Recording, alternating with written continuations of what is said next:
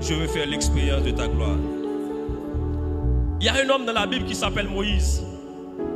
Personne ne pouvait expliquer à Moïse ce que c'était la présence de Dieu. Parce que Moïse, c'était un instrument entre les mains de Dieu.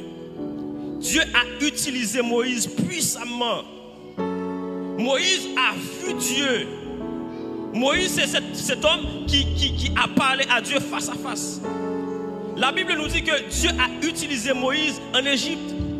Moïse a fait des miracles et des prodiges. Moïse était devant le buisson ardent. Oui, c'était Moïse. C'est Moïse qui a frappé la poussière de la terre. C'est Moïse que Dieu a utilisé pour les 10 plaies. C'est Moïse qui a fendu la mer Rouge. Personne ne pouvait expliquer à Moïse ce que c'était la présence de Dieu. Mais la Bible nous dit, Moïse va nous choquer dans Exode chapitre 33. Lors d'une discussion avec l'Éternel, l'Éternel dit à Moïse, puisque tu as la faveur sur ta vie, puisque je t'approuve, qu'est-ce que tu veux, Moïse? Moïse dit à l'Éternel, tu dois marcher avec nous, tu dois être au milieu de nous, tu dois nous accompagner. Et si tu n'es pas avec nous, ne nous fais point partir d'ici. L'Éternel dit à Moïse, je vais t'exaucer. Et Moïse dit, Seigneur, fais-moi voir ta gloire.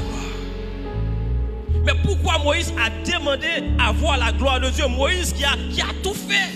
Personne ne pouvait expliquer à Moïse ce que c'était la gloire de Dieu. Mais Moïse il dit à Dieu, Seigneur, fais-moi voir ta gloire.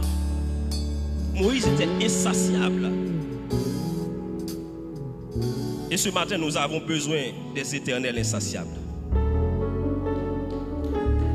Des personnes qui veulent voir plus. Des gens qui voulaient aller plus loin. Moïse dit, Seigneur, je veux voir ta gloire. Moïse a parlé de la gloire et l'Éternel dit, non, tu ne peux pas voir ma face. Mais quel rapport il y a entre la gloire et la face de Dieu? L'Éternel dit à Moïse, non, personne ne peut voir ma face et vivre. Moïse dit, moi, je veux voir ta gloire. Et l'Éternel va donner cette convocation à Moïse. Kabod pour moi, c'est une sainte convocation. Ce n'est pas un mouvement, ce n'est pas juste un événement. Kabod, c'est une sainte convocation. L'Éternel va convoquer Moïse. Et dans Exode chapitre 34 maintenant, la Bible nous dit, l'Éternel va descendre.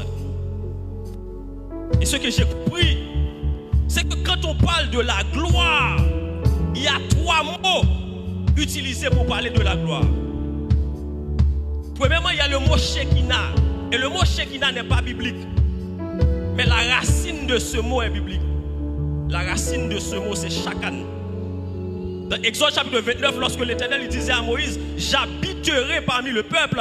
Le futur chef de ce verbe traduit par Shakan. Les rabbins ont traduit ça par Shakan pour dire que quand la présence de Dieu habite au milieu de son peuple, le mot Shekinah, c'est quand la présence de Dieu est là, la présence de Dieu est visible, la présence de Dieu est palpable, mais sous des formes, sous des symboles.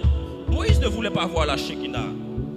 Quand Moïse a dit à l'Éternel, je veux voir ta gloire, Moïse ne parlait pas de la Shekinah. Moïse ne parlait pas de la présence de Dieu sous des formes, sous des symboles. Le deuxième mot, c'est doxa. Et quand on parle de doxa, on parle de revêtement de la gloire, on parle de l'éclat.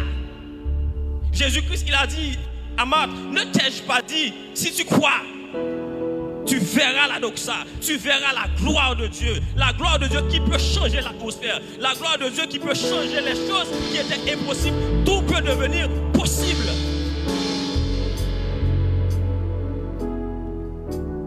Qu'est-ce que Moïse voulait voir? Moïse voulait voir la Kabod. Moïse ne voulait pas voir la présence de Dieu, la manifestation de la présence de Dieu sous des formes, sous des symboles. Mais Moïse voulait voir la gloire de Dieu, la manifestation de la présence de Dieu dans la dimension de la personne de Dieu. Il y a une grande différence entre voir la gloire de Dieu dans la manifestation des signes et des symboles, la nuée, etc. Non, Moïse voulait voir la gloire de Dieu dans la dimension de sa personne. Voilà pourquoi le mot Kabod signifie lourd, le poids. Qu'est-ce qui fait de Dieu ce qu'il est? Et l'Éternel a donné ce rendez-vous à Moïse.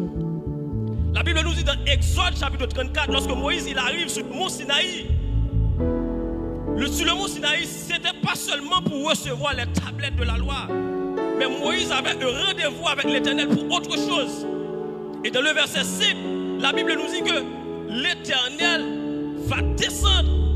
Et ce que j'aime avec ce texte, c'est que la Bible nous dit l'Éternel descendit dans une nuée. C'est-à-dire, la nuée, ce n'est pas l'Éternel, c'est juste un véhicule.